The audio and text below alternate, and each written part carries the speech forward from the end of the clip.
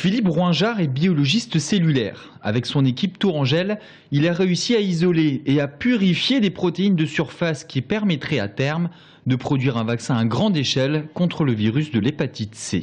Tout ce qu'on a fait, on est parti de l'enveloppe du virus de l'hépatite B, donc qui est fabriquée par une protéine qui s'appelle la protéine S pour surface tout simplement.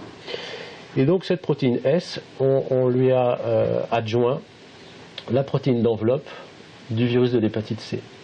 Et donc on a fait ce qu'on appelle une protéine fusion. Ces protéines fusion pourraient alors être utilisées pour créer un vaccin bivalent, c'est-à-dire un vaccin qui protège à la fois contre le virus de l'hépatite B et contre celui de l'hépatite C.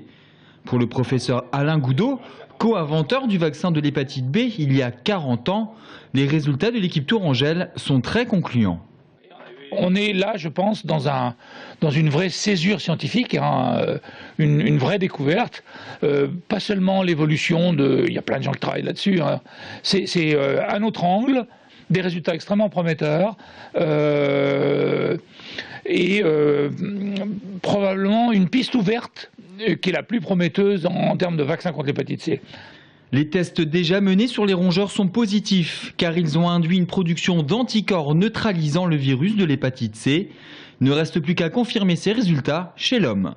La suite, ça serait de produire ces particules vaccinales dans des normes qui permettraient de faire des essais d'immunisation chez l'homme et ce qu'on appelle des essais de phase 1 pour voir effectivement si chez l'homme on arrive à induire des anticorps neutralisants. C'est maintenant l'étape qu'il va falloir suivre.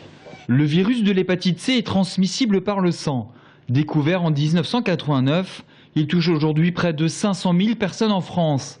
Si la méthode de l'équipe de Philippe Rouinjard fonctionne chez l'homme, un vaccin permettrait à terme de limiter fortement les cas d'infection d'ici 5 à 10 ans.